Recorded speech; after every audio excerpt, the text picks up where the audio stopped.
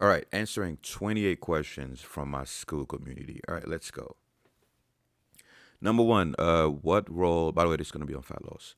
What role do insulin and glucose play here? What dietary protocol should we follow regarding them if our main goal is to lose fat and, if possible, also optimize performance and testosterone? All right, so let's look at the first question. What role do insulin and glucose play here? All right, this is a classic example of guys complicating things, not because you want to, but because you don't know what matters most. When it comes to fat loss, guys, the primary thing, the one thing that matters the most is obviously a caloric deficit, right? Obviously, that's really what weight loss is. Whether you're losing fat, whether you're losing muscle, doesn't matter. You're losing mass, right? So you need a caloric deficit, right? So as far as what role insulin and glucose play, of course they play roles, but they're gonna be beneath. Their importance is beneath a caloric deficit, right? So that's why you can lose weight even if you're eating 1,000 grams of carbs a day. Think about it. If you eat 1,000 grams of carbs a day, which is over, which is 4,000 calories, right? You obviously gonna have insulin, through the roof, right, all day long. So, assuming you're eating all day long. But if you're burning 5,000 calories that day because you're running a crazy marathon or you're doing some crazy fucking orgy, you're gonna lose weight regardless of whether glucose or insulin was elevated, right? Because think about it, if you're burning 5,000 calories, right, and you're only eating 4,000, where's the extra 1,000 calories coming from? It has to come from somewhere. Hint, hint. That's what weight loss is. It's that simple, guys. It's that simple. Hormones and testosterone and insulin, all they do is amplify certain things, modulate certain things, make some processes easier, faster, decide whether you're gonna lose fat or muscle, where that mass is gonna come from, right? But at the end of the day, as long as you're in a caloric deficit, you're gonna lose weight, right? Now, obviously, as bodybuilders, we don't want to just lose weight; we want to lose fat, right? Because that weight loss can be muscle and fat. We want to lose fat and maintain muscle, so that's why we gotta be a little more anal about like how we approach it. But yeah, so as far as what role do insulin and glucose play, not a big role. In the context of what most people think. Most people think, oh my god, my insulin is high. Oh my god, that's it. I'm not gonna lose weight anymore. And I'm like, bitch, if you in a caloric deficit, you're gonna lose weight regardless of how high your insulin is. So hopefully that answers that first question. As far as the role of insulin, all insulin does is obviously does a lot of things, right? It's actually the most anabolic hormone in the body. Not anabolic just to muscle, but to everything. All insulin does is it helps your body, your cells absorb glucose and also amino acids, right? Protein, but protein, not just glucose. Everyone thinks insulin is just for glucose. No, it helps your cells take in sugar, right? Glucose from your blood and also take in amino acids, right? So that's why insulin is so anabolic, right? The role that glucose play again in fat loss, same thing, right? Your body needs glucose to power your cells, right, to make ATP. Um, let's see, what dietary protocol should we follow regarding them if our main goal is to lose fat and optimize performance and testosterone? Yeah, guys, that's why I created the 10 testosterone commandments. It's the optimal protocol for every question you have regarding optimal male performance, whether it's hormones, whether it's height, whether it's muscle growth, performance, combat sports, it doesn't matter what it is. The 10 testosterone commandments were created, obviously, using my 20 plus years of experience to answer all of those questions. Why? Because that's the questions all of us niggas have, right? That's all we want. We want more muscle, more fat loss. We want to be taller if it's not too late, of course, right? We want more strength, more power, right? So that protocol checks all the boxes. So to answer your question, follow the 10 testosterone commandments. It's so simple. As far as training, you know, within the 10 testosterone commandments, follow HSP protocols. As far as diet, follow the testosterone diet. All right, keep it simple, guys. I did all the work for you. And like I say, if you don't believe me, just it's free. You don't have to buy my shit, right? People who buy my stuff, people who want to support the channel, or who want the convenience of not having to do the research themselves or whatever, watch through my endless free videos. So if you don't believe me, just consume my content for free and see if it works for you or not. You got nothing to lose. Let's see. So hopefully that answers your question. Just follow the 10T commandments, 10T diet, HSP training, whatever. What did BM say here? Of course, insulin plays a big role as a primary anabolic hormone, which is deeply interconnected with metabolism. That's one of the reasons why American has been so effective. Okay. Next, height 5'10". But let me see this guy's stats. Oh, I told you guys I'm gonna calculate your FFMI every time I read a question. So let's see. Let's see how jacked you are. Top. I don't know why I read your name as Tapioca. I'm fat as fuck. Tapecio Choquero. Choquero. All right, let's see. You 67 kgs. So let me switch to the metric system. 67 kgs, 170 centimeters. Let's see. Okay, and then you are about 16 or 19% body fat. So let's give you the benefit of the doubt and assume you're 16%. Damn, nigga, your FFMI is 19.4. So let's say 19 and a half. Yeah, you got to put on mass. I mean, you're not in Smeagol territory, right? You're not 18, 17, which is, pretty bad. But try to get up to 22. Guys, every man, with no exception, right, should be above 21 FFMI. No exception. Right? Ideally 22, and obviously the higher the better, right? But no man who obviously cares about performance and all that stuff, or being in the dating market, whatever, should be under 21 FFMI. Right? Unless you're a marathon runner, then obviously you're a marathon runner, then you have to be Smeagol to maximize endurance. But all else equal, guys, try to get to FFMI. I would say at the worst case scenario, 21, ideally 22. Okay. All right. Let's see. Next one is Andy. I'm not even gonna try to pronounce your last name. Why does having, let's see, you 5'10", 209. All right. Let's see. Let's see how jacked you are. 5'10", 209 pounds. I'm gonna give you 210. Body fat 20%. All right. Oh my God, I'm so tired of you guys capping. Andy, you are not FFMI 24. You are not FFMI 24. Do you have any idea how jacked FFMI 24 is? See, this is why these videos are important. Because a lot of you guys are so delusional. You are not 5'10", 210 pounds at 20% body fat. That will give you an FFMI of 24, which is ridiculously jacked. Okay?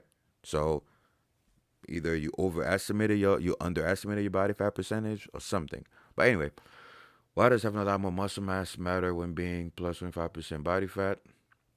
Isn't having body fat over a certain amount bad for how many dangers on that? Yeah, okay. So the reason why I said that everyone should be between 10 to 20% body fat max, right? Ideally closer to 15, lower depending on your goals. If you're trying to get girls, obviously you want to be lower, like 8 to 10% body fat. Women love that range. If you're trying to maximize relative strength for combat sports, you want to be between 8 to 10% body fat. If you just want to be a bro, you just want to have some muscle on you, then again, 10 to 15% is fine. But the reason why I said not to go above 20 unless you have a lot of muscle is mainly because muscle mass helps reduce the side effects of being a fat fuck, right? So if you're over 20% body fat but you have a lot of muscle, it's still unhealthy, don't get me wrong, but muscle mass is great for longevity. It helps you with insulin sensitivity, obviously helps clear out glucose better. It lowers your risk of so many illnesses. So that's why I say if you're gonna go above 20%, make sure you jacked as fuck. That's why if you think about it, a lot of NFL players are over 20% body fat, especially the lineman, but they have better health outcomes than a lot of other fat fucks, right? Because they have a lot of muscle mass. So that's why I made that statement in the last video. Let's see. Am I in a danger zone with my body fat percentage from my height and weight? Well, first of all, that's if that's your body fat percentage. We don't know if you're 20. We don't know if you're 25. If you're 30%. I can guarantee you're not 20% because you will be extremely jacked at 5'10", 209 pounds. So I would say, because you clearly capping here, whether it's on purpose or not, I would say your body fat's probably higher than you think it is. And if that's the case, then you got to cut. Or do a recomp or something. But it also depends on where you store that fat, right? If you store a lot of your body fat around your legs, it's not really visible. It's different than if you store a lot of it, like around your midsection. That's the one that's really problematic. All right, let's see what. Oh, shit, I forgot to help you level up. All right, so I helped Tapioca level up, and then I gotta help Andy level up. By the way, the more you level up, the more likes you get, the more you level up in the SKOOL community, and the more free shit you unlock. Okay, let's see. Zoot Full said, I think it's much more about the ratio between fat and muscle, but it's bad for the average person because there you go, because most people won't have much muscle at 25% body fat. Correct. So let's help you level up. All right, next, David Managanze. Nigga. It's a crazy name, bro. Matter of fact, ADHD just kicked in. Let's find out where that name is from. All right. The cultural nerd in me kicks in. Name origin. The fuck? The origin of the surname is difficult to determine. Yeah, bro, where you from, bro? This is a crazy name. Unless you made, let me find out you made that shit up, and I'm over here trying to figure out if it's like Polish or Russian or whatever. But anyway, all right. What's the lowest range of body fat percentage that is the most sustainable?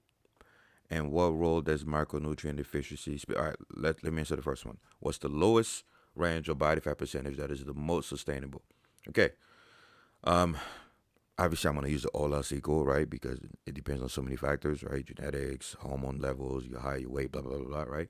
But I would say if you have a lot of muscle mass, you could go as low as the lower you go below 8%, the more you run into issues, right? If you go below 8%, unless you're a genetic freak, and again, this is assuming you're natural, by the way, it's assuming you're natural.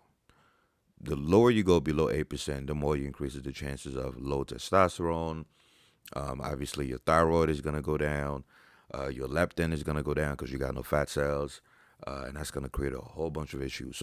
So going below 8% is when things start to get crazy. Going below 5%, you guarantee to run into issues. To put in perspective, IFBB pros, right? The Ronnie Colemans, the Kai Greens, when they're peeled, they're around 5%. They're not 3%, they're not 2%, they're around 5%, right? The leanest, most shredded motherfucker ever, as far as IFBB pros, was Munzer, and I think he was around 3 to 4%. And obviously he died because that was just too lean. He was absolutely fucking shredded, right? Look up a picture of Munzer, guys. I'm not gonna post on the screen. I don't got time for that shit. All right. These videos are raw, by the way. I don't edit shit. I just record, stutter, whatever, upload everything. I don't got time. So yeah. So you don't want to go below 8%. If you go below 8%, then try not to go below 6. So I would say 6 to 8% is really a danger zone where people really start to experience all the negative downsides of being too lean. 5% is where IBB pros are. These are the best in the world, and they're on a ton of steroids to also offset the high cortisol from being that lean. And obviously, as you go below 5%, you're just gonna die, right? Eventually, that's why they don't even stay that lean. Even the 5% that elite bodybuilders have, they don't even maintain that, right? It's just for a few days, right? So to answer your question, natural men should not go below 8%, and if they do, they should not go below 6%. Right? So below 8%, things get really scary.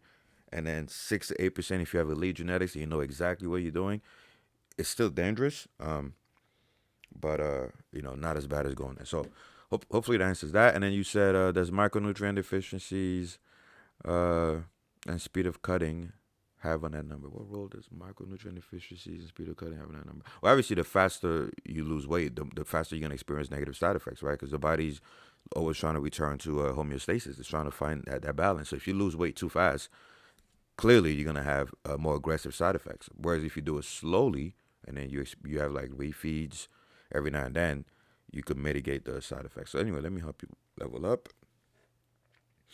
And he said, question depends on genes. Of course, I mean, everything depends on genes. So let's see. What role does micronutrient? Well, I don't know what you mean by that because micronutrient deficiencies are gonna fuck you up no matter what your body fat percentage is, right? Whether you lean, whether you shredded, whether you fat. If you're deficient in micronutrients, you're gonna suffer something. I mean, that's why they're essential, right? They're not optional. So I don't know what you mean by that. And even if you have all of your micronutrients, right, and you that lean, you're still gonna run into issues because of what I explained earlier. The body does not want to be that shredded. You gotta understand. I'm trying not to go into the deep nerdy science, but look at leptin, for instance, right? Leptin, which is what is a master hormone that extremely important, right? It goes to your brain. It helps regulate a lot of different processes, right, including testosterone production. And leptin comes from, you guessed it, fat cells, right? That's why fat cells are not all evil, right? If you have too much of it, of course, it's bad. But if you have too much muscle, that's also bad, right? So if you get too lean and your fat cells shrink too much, now you don't have enough leptin. And now that crucial hormone cannot go to your brain and, regulate the things that it normally does. So you're going to suffer from a lot of issues, including low T. All right, next you said, who's that? Is it the motherfucker that was typing last time? It was taking forever to type when I was doing the last Q&A. I think that's him. Blazej Zegoski, 6'2", 188, 12% body fat. All right, let's see, motherfucker. Hopefully you're not lying. 6'2". Let's see your FFMI. Let's see how jacked you are. 188, right? 12% body fat. What's that? Oh, that's the alarm for the daily goals. By the way, if you're in a private Discord community, we do a daily goals challenge every day where we try to complete our 10 most important goals of the day. And we try to race to see who's going to complete it faster. And it is like a group average. So if you're lagging behind, you're hurting the whole squad. So it's pretty much a way to gamify hard work. That's all it is. So anyway, 6'2", 188, 12% body fat. Oh, by the way, the deadline is 5 p.m. That's why I set the alarm to 4:45 for that challenge. So your FFMI is 21.3. Okay, you look jacked in your picture, but yeah, 21.3. Obviously, the higher the better, but you lean, so that's respectable. And it does not seem like you capping like everybody else. So, all right, which tier would you put skipping rope in terms of cardio? To be honest, I would put jump rope. I've been saying this for like over a decade. For me, jump rope is S tier. It's S tier. You could do it anywhere. You don't have to leave your house, even though you motherfuckers should. You could change the pace. You can make it zone 2. You can make it zone 5, right? If you want to make it zone 5, you just go faster or jump higher, right? You want to make it zone 2, you just do it slowly. It pumps blood, up and down your entire body. It trains your calves indirectly, so on some nucleus overload shit, right? It obviously helps with bone density. To be honest, I'm putting jump rope, just like I said over 10 years ago. I think I have videos on that. To me, it's S tier. The lowest I would put jump rope, depending on the tier list, right? Depending on the criteria I'm using, the lowest I would put jump rope for cardio is A tier. And that's the lowest. Not even joking, right? So for me, it's S tier, up there with sprinting and combat sports and all that stuff. All right. And yeah, see, he said S tier, correct. This guy also said S tier.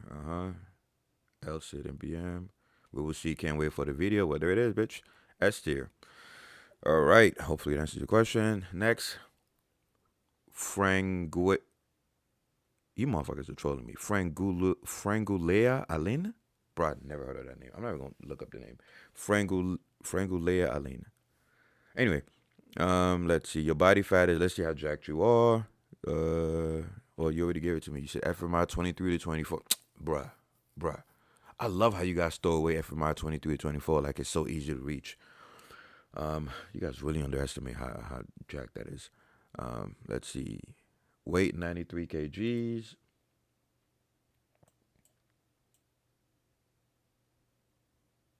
Okay. Height 181 centimeters.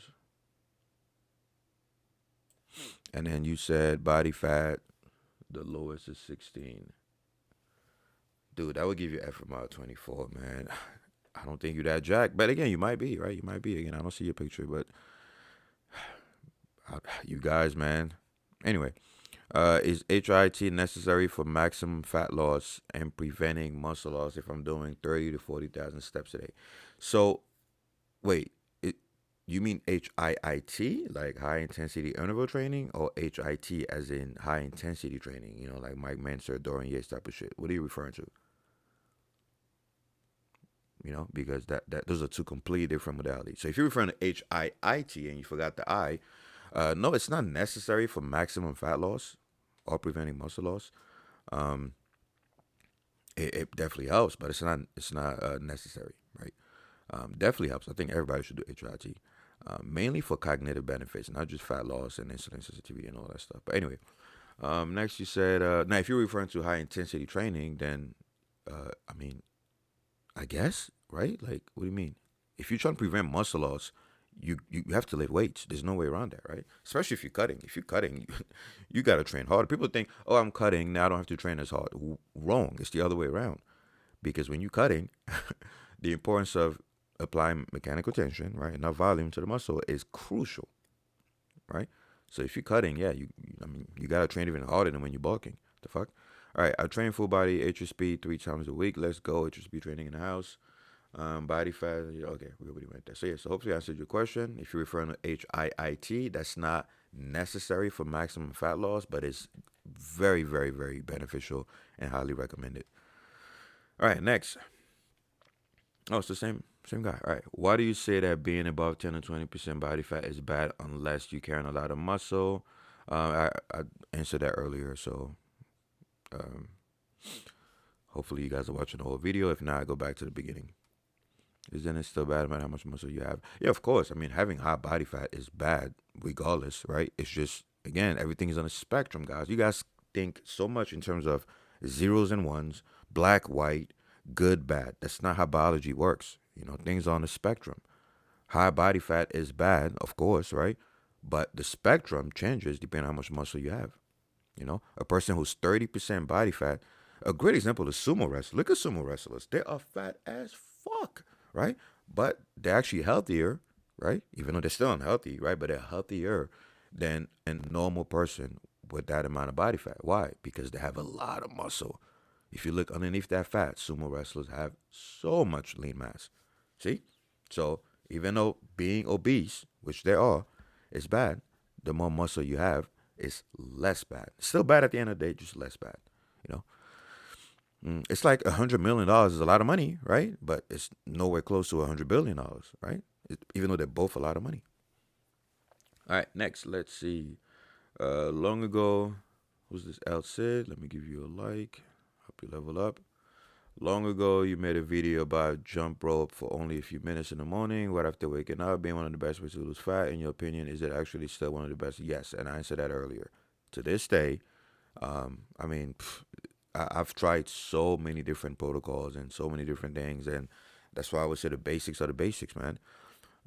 Yeah, you want to lose fat, you want to, look for something that's cheap, affordable, fast, right? Jump roping, right? You could also sprint, but you also need like to find the right place, and you got to be careful with your joints depending on how old you are. Whereas jump roping, you could literally do that bitch in your garage, in your apartment, you know.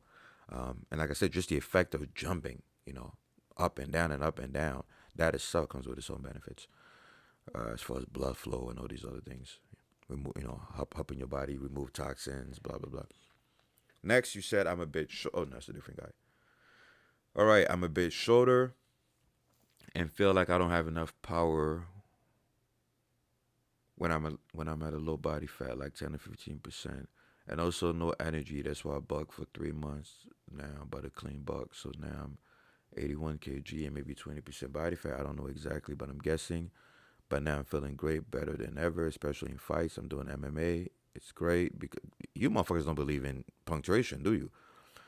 It's great because I have that power and strength. So should I stay on a little bit more body fat or should I cut to lower it? Um, Again, it depends on your goal, right? Depends on your goal, right? Everything comes with pros and cons, right? I mentioned earlier, if you want to be 20% body fat, you're going to be strong. Again, assuming you lift in all that stuff, comes with a lot of strength. That's why the strongest man in the world are fat as fuck, right? Being at a high body fat comes with strength. It's easier to get all of your micro and macronutrients. So that's like an indirect benefit because you're eating so much that it's very hard to be deficient. Um, and like I said, your leverages improve, right? You're also heavier, so in combat sports, you're harder to move around, right? So your opponent's gonna have a hard time, taking you down and stuff like that. You could obviously take hits better. There's a lot of benefits with being just big in general. It's not mainly the fact that you're fat, right? It's mainly the size, right? Size comes with so many benefits in the animal world, right? Animal kingdom. And so if you look at the animal kingdom, most alpha males, right, are the biggest. There's some exceptions, like with chimps, but there's politics involved. But on average, the alpha male lion is a big motherfucker. The alpha bull, the alpha horse, the alpha wolf, whatever. Size is king in the animal kingdom, and obviously humans are animals, so it's not any different.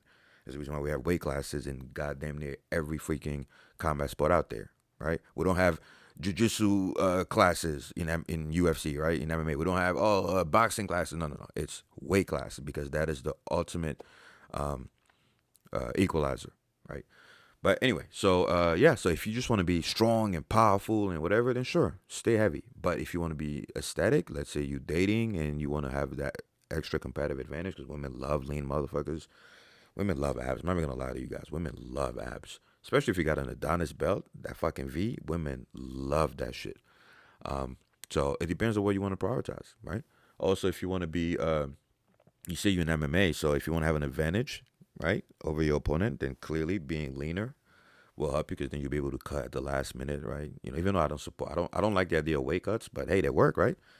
Cut really fast, enter a weight class that's way below your walking weight, and then regain that weight, and then boom, beat his ass, right? I hate it, but that's how all the goats became goats, right? How you guys think Connor, ran through so many fucking lightweights, right? Because it's not a fucking lightweight. Same thing when he fought, Jose Aldo, and at what was it, featherweight or whatever. So yeah, take advantage of that. So it's really up to you, bro. Anyway, I don't want to spend too much time on your question. So yeah, so if you want to be more aesthetic, you want to look good, you want to attract the ladies, you want to have high relative strength, or you want to be able to have an advantage in by being able to cut and quickly rebound, then yeah, be leaner. But if you want the just pure mass, pure strength, um, you know, stay at 20% body fat. Just make sure you have a lot of muscle on you. Next, do you have to sacrifice testosterone high T levels in order to lose fat? From what I understand, you lose fat in a deficit. If so, your body's not getting enough calories that it needs to produce high T. Is it true? Are you able to lose fat? All right. So let me answer your questions one at a time. Preston, Dare, or Dare. All right. First, do you have to sacrifice testosterone in order to lose fat? No, you don't, right? And like I said, if you obese or if you're very high, if you like 20, 25, 30% body fat, as you're losing weight, your T levels will actually increase. And not just your T levels, but your T signaling. Like I always say, T signaling is more important than T levels, right? T levels are like one of the most useless numbers. We have to refer to it because, again, to keep it simple, right, for the beginners or whatever. But testosterone levels, but by themselves, are almost useless, right? Unless you keep everything else equal. So to increase net androgen status, which is really why we want high T levels, right? Think about it. We don't want high T levels just to have high T, to say, oh, look, I have high T. No, we want high T levels because we want what testosterone does, which is activate the androgen receptor and increase the expression of masculine genes, right? Um, both physically and mentally. So, do you have to sacrifice high T in order to lose fat? No, you don't, right? You do not, because in some cases, you're going to increase your androgen signaling, your net androgen status when you're losing fat. Why? Because inflammation will go down, right? Because if you're too fat, that means your fat cells are releasing inflammation. They're causing leptin resistance. They're indirectly causing insulin resistance. I mentioned the inflammation part already, which is, the number one killer of T. Obviously, they're converting your free testosterone to estrogen, and now you have less DHT. Fat cells also break down DHT. So it's like extra fat cells are evil. They're evil. That's why evolution made it so that women love lean men, because lean niggas, right, are healthy and they don't have all this shit I just described. So, so if you're losing fat, you're actually going to improve your net androgen status. It's only when you get too lean that, once again, the inverted U curve that I always refer to kicks in. Okay. So anyway, next question from what? So yeah, so you do not have to sacrifice high T in order to lose fat. In fact, you might even gain T. Next, from what I understand, you lose fat in a deficit. So if your body's not getting enough calories that it needs to produce high T, yeah, I mean, if you're losing fat in a deficit, but if you still have a lot of body fat on you, let's say you're 25% body fat and you go on the cut and you go down to 20% body fat, that's still a fuck ton of fat. Your body has plenty of calories, as long as you're doing a slow cut, right? If you go down to 15% body fat, your body still has a lot of calories, right? Even if you go down to 10% body fat, there's still a lot of fat that you're carrying, you know? So you don't have to worry about your body crushing testosterone, assuming that you're doing everything right, okay? It's only when people are already lean and then they don't have enough muscle and they try to cut that I'm like, oh my God, what are you doing, right? You don't even have enough muscle and you're trying to cut. But anyway, is this true? Or are you able to lose fat without being? Is this true? Or are you able to lose fat without being in deficit? So I get this question a lot. Like, can you lose fat without being in deficit? Well, the very definition of losing fat is you in a deficit, right? That's the very definition of lose. That's why it's so hard to separate the two, right? If you're losing fat, you're in somewhat of a deficit. That's the only reason why your body is actually breaking down those fat cells. Because it's like, oh my God, your brain is thinking, I need energy, and there's not enough energy. Fine, let me go to the savings account, which is your fat cells. Let me take it out. So the statement, "Can you lose fat without being in deficit?" doesn't make sense, right? Now, there are some situations where a person can, quote unquote, not be in a deficit and notice that fat cells are shrinking, but it's mainly because of body recomposition, right? It's mainly because, let's say they're on steroids or anabolic agents. What's happening is the body's storing most of their fat cells in different, it's taking the energy to store it in different areas, right? If you're building a lot of fucking muscle, right, and you're on high doses of steroids, yeah, your body's gonna eventually change. Um, it's gonna break down fat cells and then help fuel muscle growth, whatever. But all else equal, most of us are now grams of gear. If you're losing fat, you're in somewhat of a deficit. Next, and also you have to remember that testosterone itself makes it very hard to be fat, mainly because testosterone. I don't want to go into nerdy details. I made so many videos on that, but testosterone changes stem cells. Stem cells that would become fat cells. Testosterone takes those stem cells and changes their trajectory to where they become muscle cells, which is pretty badass. Very badass and underrated effect of testosterone. And it also increases, what is it called? Beta receptors, right? The receptors for adrenaline. So that speeds up fat loss, HSP, I'm no, sorry, HSL, all that stuff. So yeah, testosterone has so many effects on fat loss. So there's some people that on ton of steroids, they can get away with murder. Next, let's see. Name those natural compounds that increase muscle growth and net androgen status, like ecdysterone, goodness, Venus, and Dalgenic. I mean, there's a lot, but they're not. They don't all have the same potency, right? Obviously, I already made a lot of videos about ecdysterone, and like I always told you guys, do not fall for the fucking torkesterone, ecdysterone supplement hype. I told you guys from day one that was all a scam, and you seen that I was right. But yeah, the compound itself obviously worked. Just the supplements are fucking trash. But anyway, so yeah, so those natural compounds. I mean, there's a lot of them, but the main ones that we found that actually work in most studies, especially in vivo and vitro, is like I said, ecdysterone. Dalgenin is still needs more research, but I made some posts about Dalgenin. Right, it increases DHT like crazy. It also increases DHEA. But I'm waiting for a lot more research before I'm like, oh man, you guys need to spam this, whatever. You guys know how I am, man. Like I don't like promoting stuff unless there's a ton of research behind it, or at least a ton of evidence, empirical evidence, kind of like nucleus overload and things like that. Back before the studies caught up. So for now, just focus on the basics, man. Focus on the basics. I could make a whole video about it. Ask question. Yeah. All right. Next, you say, for example, same thing. I made a video about epicatechins, which are found in dark chocolate and stuff like that, and then they do have a pathway where they can lower my myostatin. But again, we need more studies. You guys have to understand. So many things look promising in animal studies or in vitro studies, right? Like in a cell, and then when you actually give it to a human or enough people, everything goes south, right? Because now you got to factor in genetics, you got to factor in the hormones, you got to factor in the person's lifestyle and interaction between that compound and is the person getting enough sunlight, enough water? Do they have high blood pressure? Do they have, are they gay as hell? Like, obviously, I'm exaggerating with that one, but you know what I mean. Like, there's so many things that can take a supplement that works in a fucking dish, and then when you put in a human, it's just the complete opposite, right? So that's why I'm not too quick to promote things if we don't have enough randomized control trials on many different populations: men, women, old men, young men, trained men, untrained men. You know, why do you guys think creatine is such a vastly recommended supplement? Right? It's because it's been tested on all of those things that I mentioned: men, women, young, old, trained, untrained.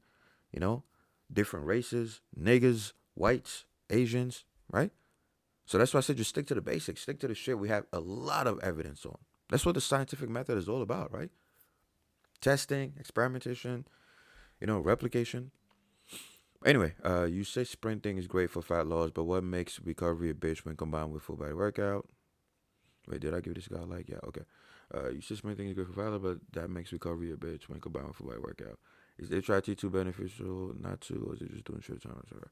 Yeah, so again, I think every man should do HIIT, every single man, because we are too sedentary, and HIIT just has too many benefits, especially, like I said, especially the cognitive benefits. Everyone's thinking, oh, muscle, fat loss. Guys, if you're a dumb fuck, or your memory sucks, or you're ADHD, or you have depression or mental health, you need to focus on your mental health, your cognitive function, and your mental health, right? So HIT is not just amazing for torching fat, getting shredded while maintaining muscle and boosting T and DHT and androgen receptors. Yeah, it's all cute. But HIIT is goaded for fixing mental health, right? So lowering signs of depression, increasing endorphins, increasing lactate, increasing BDNF, which is brain-derived neurotrophic factor, increasing dopamine, norepinephrine, which is noradrenaline, increasing adrenaline itself, which is epinephrine. I mean, so many benefits from HIIT. So I don't see why someone should not be doing HIIT, right? You're getting cognitive benefits, muscular benefits, fat loss, right? Hormonal benefits. Find a way to do HIIT. Now, is it taxing? Of course it is. But that's why I always say start small and then work your way up, right? The law of zero, which is my own law, which is never do zero, right? If something is good for you, never do zero. Do the bare minimum because at least you're building the habit. You can't do 10,000 steps, do 1,000. That's better than zero. Because you motherfuckers have this mindset where you're like, oh, well, if I can't do the whole thing, I'm not doing it at all. And then you end up even worse, right? So do some form of HIIT. On days that I'm tired, like today I was tired as fuck. I was trying to do 30,000 steps, maybe 40. I only did 20,000, right? For me now, 20,000 steps is a bad day, right? But I had to start small. At one point, 10,000 steps was hard every day. Now it's a piece of cake, right? Now I'm trying to do 30 to 40. But anyway, so today I was exhausted. I only did 20,000 steps. Boo-hoo. And I still had to do my 1 mile run, and I still had to do my full body workout, and I still had to do my HIIT. So guess what? I only did 2 sets of HIIT. See? Instead of going balls to wall or quitting, right? I did 2 sets, 10 seconds each, with 50-second rest period on the assault bike, right? Try to generate over 1,000 watts. See? So do some form of HIIT. And if your recovery sucks, fix your sleep, get your sunlight, follow the 10 testosterone commandments. Maybe you're not eating enough carbs, right? A lot of you guys are not eating enough carbs. I cannot stress this enough. Most of you guys are not eating enough carbs. You think you are, but you're not. Especially if you're training hard. If you're training hard, you're definitely not eating enough carbs. Most men who train hard as fuck, full body, 10 to 20,000 steps, running, sparring, most men, right, who do all that shit need at least 400 grams of carbs. And keep in mind, I said at least, bitch. Listen, at least. Because people hear the word at least and they think, oh, yeah, that's the goal. No, it means worst case scenario, that person should be getting 400 grams of carbs. Meaning, ideally, they should be getting 500, if not 600. You guys think that sounds like a lot, but look at the research. Carbs are so important for performance and for hormones. Anyway, next, let's see. What is the by the way? Whose name was that? Alejandro Munoz, and the other one was Mark Gutierrez, and then Preston. Okay. Next, we have Brandon Galley. What is the best thing you can do for fat loss while still building muscle, assuming a slight surplus? What? What, nigga? If you're in a slight surplus, how are you gonna lose fat? Right? Unless you're on gear, right? If you're on gear, then you could kind of break some rules, right? But even then, it's still. I don't like mentioning that because then I have to split hairs and whatever. But yeah, so if you're saying assuming a slight surplus, how are you gonna lose fat? The very idea of losing fat means you're in a deficit somehow. Else, why would your body burn fat? Again, unless you're using, drugs and PEDs that make it very hard for your body to either store fat or that make it easier for your body to release fat cells. And there are some drugs that do that, but at the end of the day, like long term, you still have to be in a deficit to see massive fat loss. The best example I could give you is look at bodybuilders. Look at the IBB pros, man. Ton of gear. They're on everything you could think about. Walking pharmacy, right? But it still has to be in a deficit, right? In order to lose fat. So the best thing you could do to lose fat while still building muscle, I'm going to delete that part where you say assuming a slight surplus because that doesn't make sense. You got to be in a deficit. But the best thing you could do to lose fat while building muscle is, he said it right here, 10 T commandments, correct? Right? Follow the 10 testosterone commandments protocol, right? Make sure your diet is goated. Make sure you're training full body 3 times a week with nucleus overload on your lagging body parts, right? Make sure you're getting 10 to 20,000 steps a day, right? At least 10,000. Make sure you're doing some form of HIIT, it's the basics, guys. Trust me, I wish there was something new. I'll be the first to tell you because that's all I do is study, right? It's all I do. The last decade plus is all I do every single day, looking for new studies. What's the hottest thing that works better than the previous? And everything points back towards the 10 testosterone commandments. If you think I'm wrong, prove me wrong. Let's see. This is Christian Layson with a picture of Epstein. Okay. I use the training approach where if I want to lose weight, cutting, I'll just go carnivore. This activates the Randall cycle. Hell, here we go. Here we go. People in this Randall cycle bullshit. This approach is also much faster in losing weight compared to more conventional imported tranky calories. Both ways. If this goes both ways, if I wear, or you spelled that wrong. If I were to pick up weight, bulking, I'll implement more carbs into the diet. Honey, orange juice, bread, fruit. Using this method, I won't have to even track calories. Thoughts on this? Okay. So first of all, again, rando cycle. This, that, guys. If you're losing fat, you're in a caloric deficit.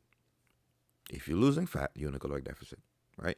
Let's get that out of the way. It's not because of some rando cycle optimization, whatever. It's not because of carbs. It's another myth. People think, oh well, high carbs make it harder to lose. No, no, no.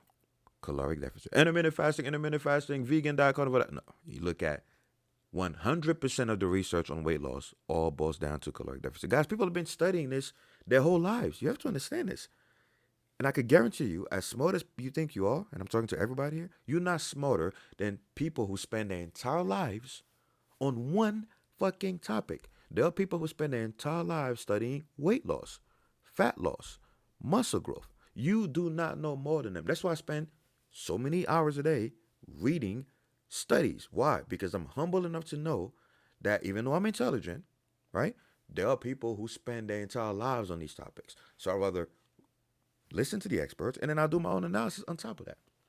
But I'm not gonna get up and think that I came up with this theory that even the world's greatest experts didn't think of. No, because even they're competing with each other to find the next best thing. Okay, so I could guarantee you, fuck what you heard from the carnivore bros and the intermittent fasting and the this and the vegan this and the circle jerk diet. Fuck all of that shit. Right? At the end of the day, if you're in a caloric deficit, you will lose weight. Now, if you want that weight to be fat instead of muscle, or more fat than muscle, then that's where you gotta train, you gotta lift weights, and da da da da. Okay, so delete this random cycle bullshit. Delete this carnivore bullshit. The reason why people lose weight faster on a carnivore diet is because if you cut out carbs, motherfucker, you cutting out calories. You cutting out excess calories. Because when you're not eating carbs, guess what? You're also not eating fucking crumble cookies. That shit is so fucking good, by the way.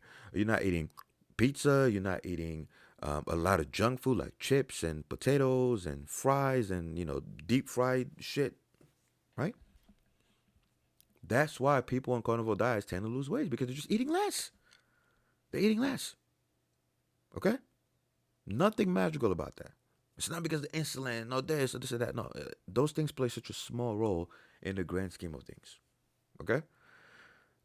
So I don't even know what you're asking here, but yeah, you want to lose weight, be in a deficit. That's why studies show people that use the carnivore diet, but they're in a surplus. Guess what happens? They gain fat. They get. That's the funny thing. If you're in a carnivore diet, try it. Go on a carnivore diet and eat 10,000 calories. See if you're gonna lose weight. Try it. See?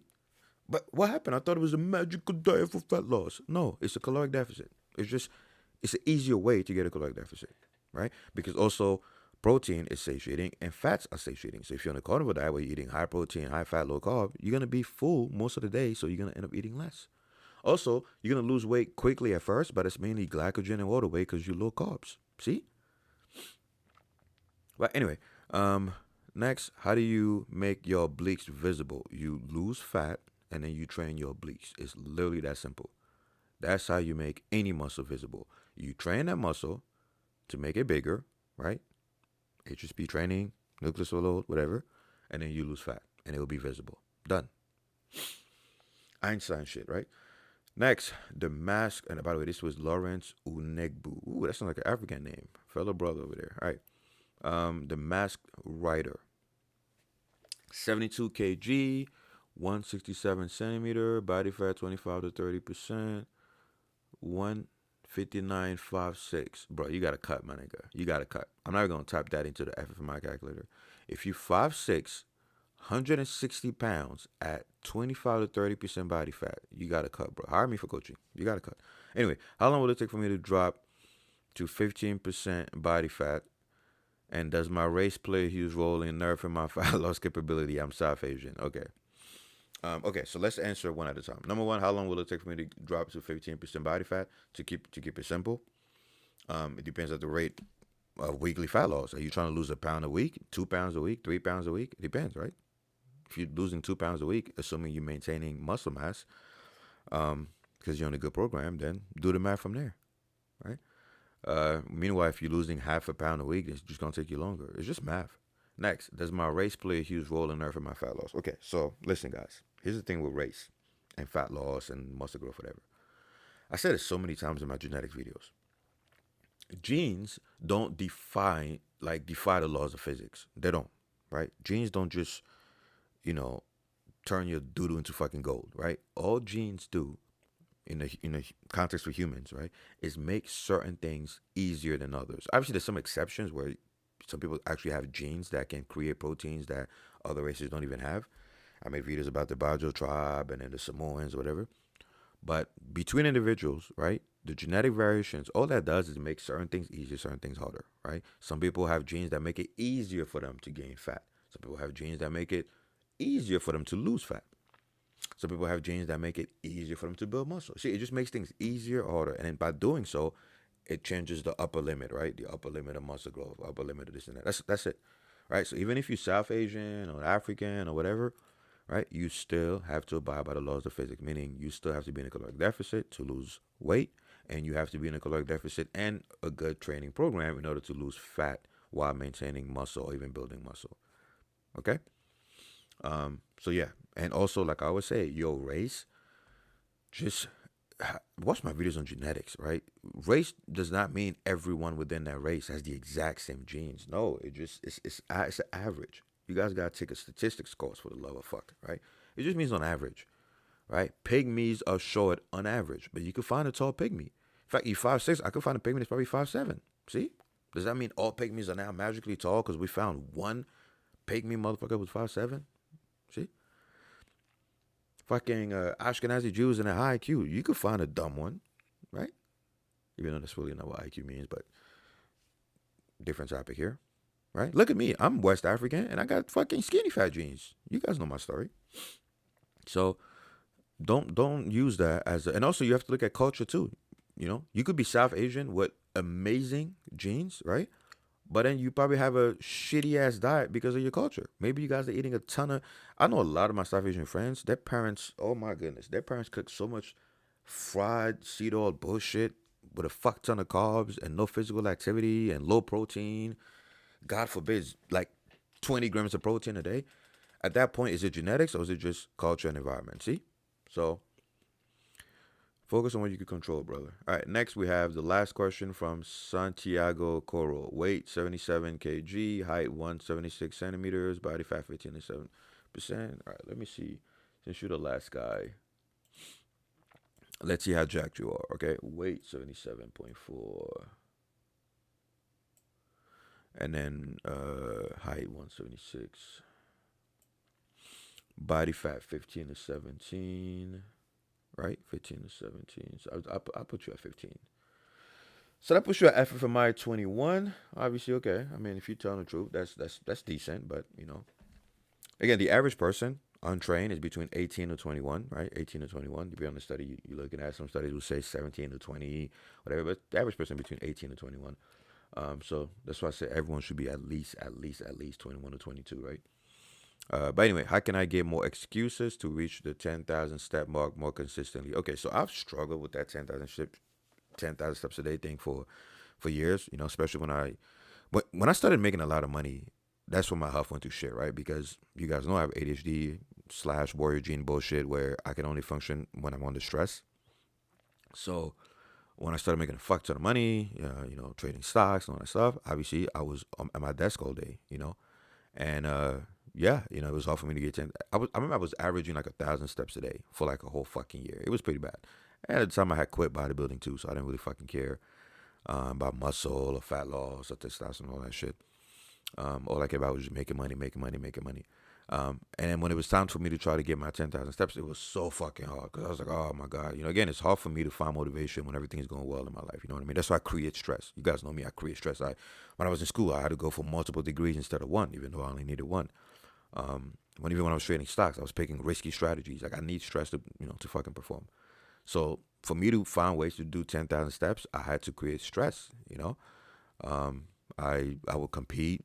I would make up scenarios in my head. I would make up challenges. I would just look for ways to hack dopamine. That's all it is. Find ways to create that fake stress so you can get going. So for you, Santiago, if you have friends, compete with your friends. Do that thing I told you guys, right? Where you give your friend a friend that you could trust, you give him money. You're like, hey, I'll give you $20, and then do not give it back to me unless I get 10,000 steps. This way, if you get your 10,000 steps, good. If you don't, you get punished. And I'm using $20 as an example. Use an amount that will actually hurt you, right? Not to the point where you can't pay rent and shit, but you know what I mean.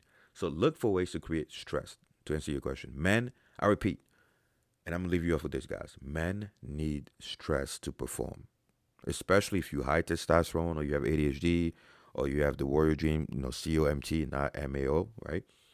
Um, and you know what I mean when I say COMT. I'm talking about the fucking RS4680 polymorphism, whatever. Watch my video on that. Um, you need stress. You need to compete daily, right? If you do not compete, then find a way to have deadlines or things that are outside of your control. Don't have it be a deadline that you in control of, because then you're just gonna say fuck the deadline, right? That's another mistake people make. They're like, well, I'm just gonna impose a deadline on myself. That doesn't work, because you could just say fuck the deadline, right?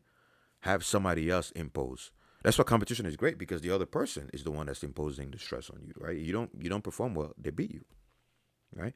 So if you have ADHD or you have the warrior gene or you struggle with procrastination as a man, use competition as fuel. That's why I think every single man should have rivals. I think every single man should join, just learn to fight, right? Pick up a combat sport, anything that will make you compete, and you will see it will bring out the best in you, because that's what our brains evolved to do as men, right? The moment you go to puberty and testosterone goes to the roof and changes the wiring of your brain. In fact, it also starts in the womb, but it amplifies during puberty. Game over. Game over. Testosterone changes the way your brain operates for the rest of your life. Meaning now you need war, you need sex, you need fucking adrenaline to fucking perform. Okay? So anyway, hope that helps, guys. That's it. Join the SKOOL community before price increases. Every time price increases, right? If you're already in, then you lock in whatever you have. That's why there's a lot of people in there who are not paying anything, because they got in when it was still free. Okay? So join the SKOOL community. Post questions. I'm gonna keep doing more of those Q&As. Like I said, I have a lot of courses coming up. And if you're in the SKOOL community, they're gonna be easier to unlock or easier to afford, right? And hire me for coaching, right? If you're trying to lose fat fast, if you're skinny fat, you're trying to boost your testosterone, trying to get lean, whatever it is, hire me for that shit, or just buy the eBooks. All right, guys, I'm out of here.